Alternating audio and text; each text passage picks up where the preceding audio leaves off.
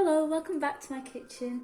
Today I'm making a sticky cornflake tart, a traditional British dessert, really simple to make. So we're just going to get straight into it.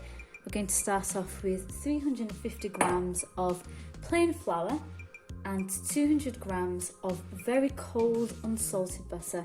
I've cut it into cubes because this will make it a little easier to work with. Whilst you're making the pastry for the tart, you're going to want to make sure that all your ingredients are very chilled. And what we're going to do, we're going to rub the butter into the flour using your fingertips. Try not to use your palms at any point. This will just serve to heat up your pastry here. And if your pastry starts to get warm, it's not going to be quite as flaky and nice and crispy as you want it. So we're going to just rub it in using your fingertips like so until it starts to resemble coarse breadcrumbs. When your mixture resembles coarse breadcrumbs, we're going to add 75 grams of caster sugar. Just mix that in quickly. Next, we're going to add some egg. We're going to start with 1 egg yolk and 1 small egg as well. And then we're going to beat this together and we're going to add it slowly to the dough until it starts to combine and becomes nice and smooth. You don't want to overwork the dough because this will make it a bit tougher instead of light and flaky. You can add a pinch of salt to the dough at this point as well. However, I've used salted butter, so I can omit that. So we're going to add our egg yolk. I'm just making a little well in the centre. And we're going to add the egg yolk a little at a time because I don't want to make the dough too wet. It might become too sticky. I'm just going to mix that in. You shouldn't need a lot of that egg mixture for this to bind. If you need more, just add more. If you don't have enough egg, you can start adding very cold water just to achieve the consistency you want. You're going to basically mix it together and bring it to a quite craggy consistency, which is what it's reaching now. It should be a touch sticky in places. When you're at this point, start binding it roughly together. Don't overwork your dough. When you've combined your dough, just form it into a rough ball. Don't worry about smoothing out all the cracks. You'll be rolling it later anyway. And I'm going to wrap my dough in cling film just to keep the moisture in, stop it drying out. And we're going to put this in the fridge for a minimum of 30 minutes. This just keeps your dough nice and chilled, and this is just whilst we prepare the filling. After around half an hour, your pastry should be nice and cool when you're ready to roll it. Mine is very firm, it's been in the fridge for around an hour. If it's too firm, instead of trying to roll it, just press and turn it. Because it's a very short pastry, it is going to be quite difficult to handle, but as it starts to roll out, it will become more pliable. Just keep doing this, press and turn. It doesn't matter if cracks start to form, they will work themselves out as you roll this. When you've rolled out your pastry, the safest method I find of getting it into your dish in one piece is to roll it back up onto your rolling pin. This won't guarantee that it won't rip, but it will definitely help. I'm going to get a dish over here. Let's see how this goes. And we're just going to unroll it into here. Ooh, it's sticking a bit.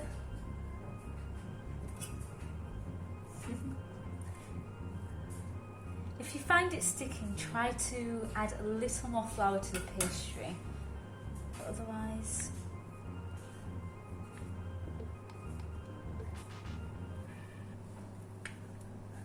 I think I'm right.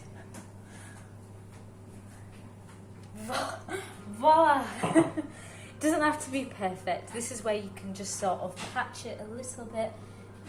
Good thing about short crust pastry, if it tears, it doesn't matter too much because we are going to fill this. The only thing you do want to do is try to lift your pastry and drop it into your dish rather than stretch it into there, otherwise that will cause more shrinkage. And any little tears there, just gently press that together. Okay, it doesn't have to look perfect. We're going to trim this down.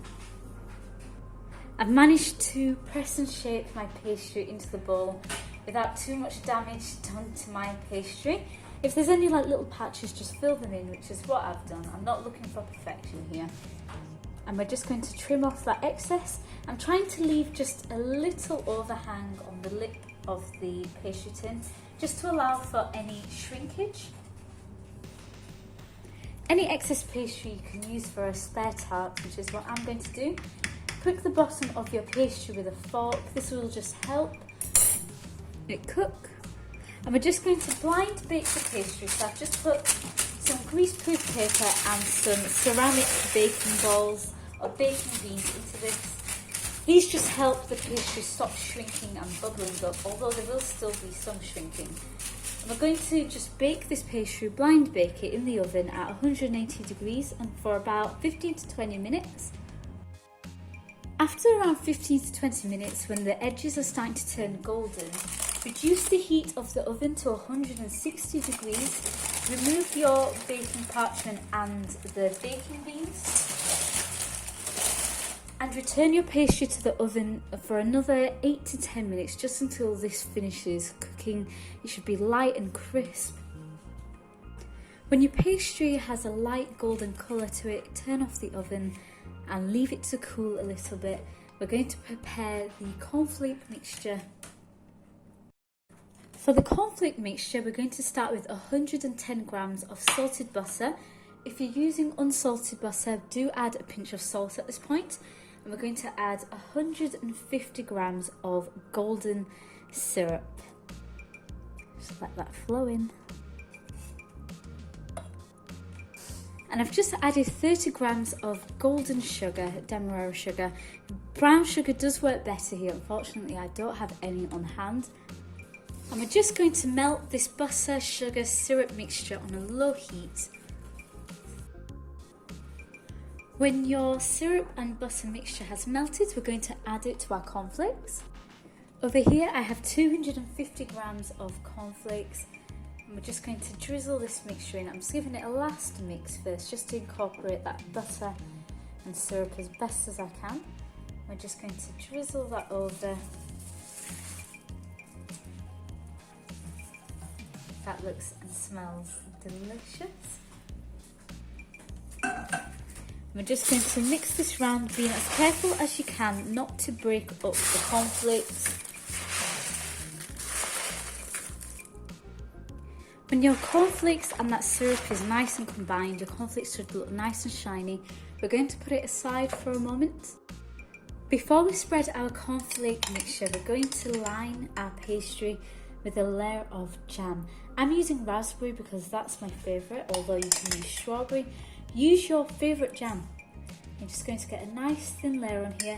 If your jam is a little difficult to spread, you can microwave it for a few seconds. This will make it much easier.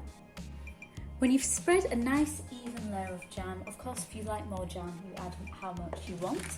We're going to spoon our delicious cornflake mixture right on top.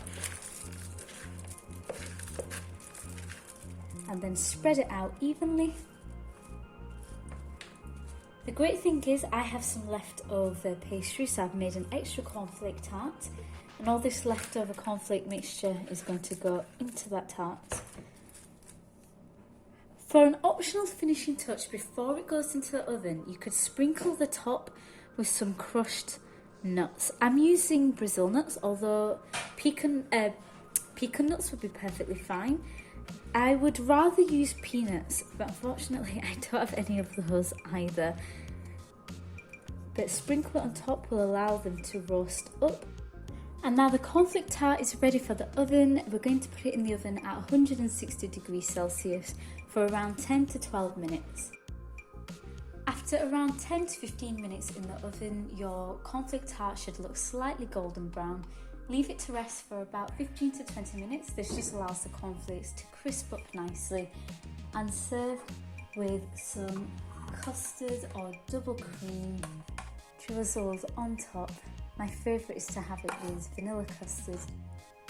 It's so simple, it's so easy. It's one of those favourite childhood desserts.